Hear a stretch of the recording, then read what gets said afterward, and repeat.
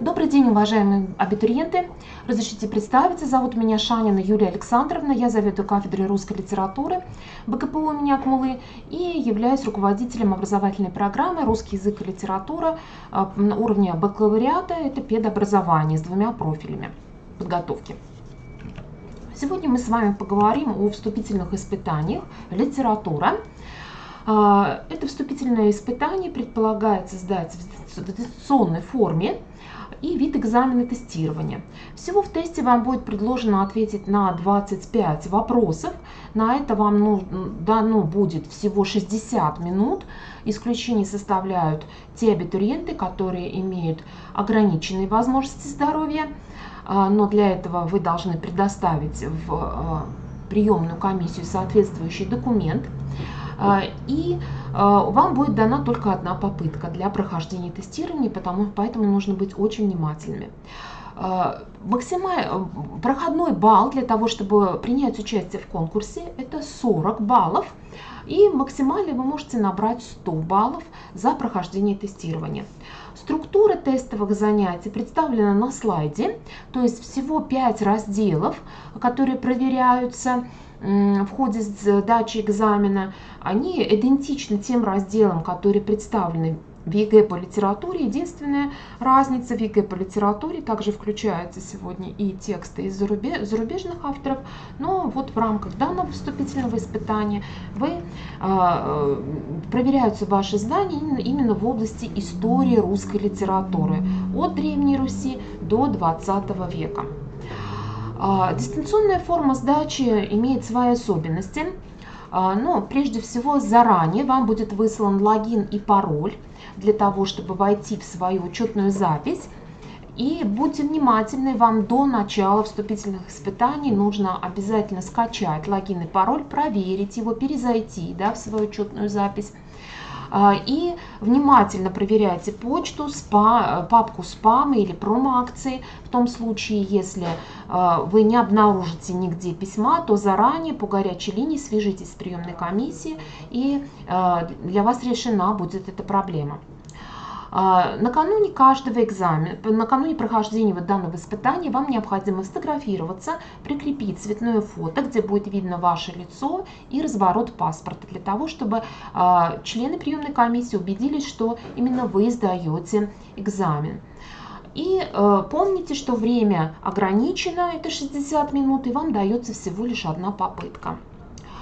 Как сдать вступительное испытание? Вы не только смотрите консультацию, но и вот на данном слайде обозначено, где в личном кабинете размещена инструкция для сдачи вступительных испытаний накануне экзамена. С ней нужно очень внимательно ознакомиться.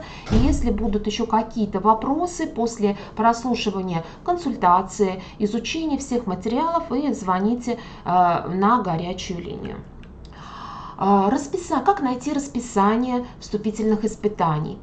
Прежде всего нужно выйти на сайт приемной комиссии, и вы увидите раздел, здесь вот обозначено. Выбрать, во-первых, вам надо сначала специальность, на которую вы подали, то есть это специальность бакалавриата или это уровень магистратура, в данном случае для вас это именно бакалавриат, и здесь вы найдете окошечко расписания вступительных испытаний. Тот экзамен, о котором мы говорим сегодня, пройдет 23 июля с 10 до 20:00. Резервный день будет 25 июля.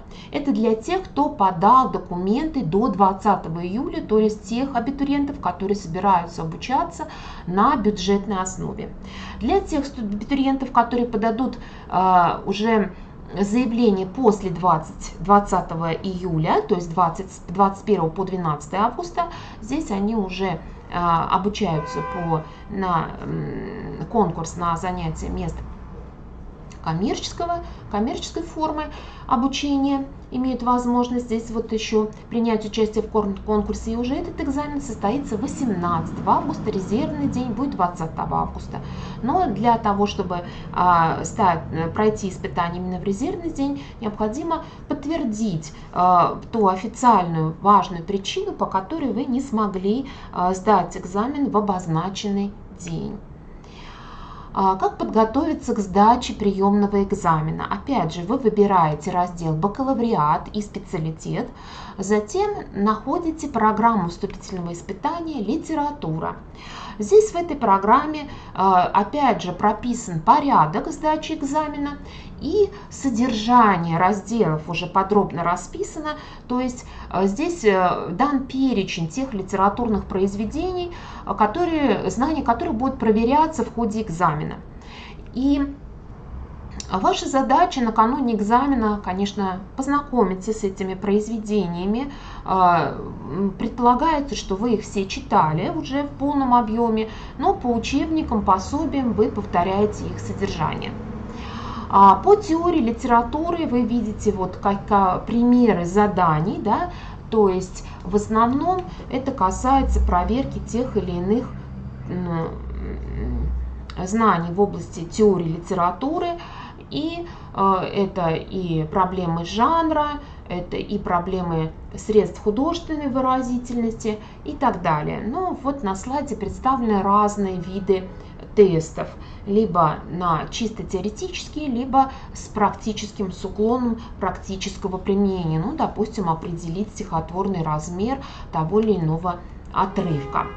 По фольклору и русской литературе 10-20 веков здесь необходимо будут проверяться знания на атрибуцию, да, то есть соотнесение имени, фамилии автора с тем или иным текстом, знанием смены художественных направлений, да, и знание основных тем русской литературы XIX века, типологии образов главных героев и так далее. Ну и рекомендуемая литература, она представлена, собственно, и в самой программе. Действительно, накануне экзамена вот эти учебные пособия вы можете просто прочитать, да, накануне, чтобы актуализировать свои знания. Согласно программе можно познакомиться вот с различными разделами именно по данным источникам. И также можно обратиться к электронному ресурсу «Российская электронная школа», где тоже можно обратиться к тестам, и это будет тоже хорошая форма подготовки.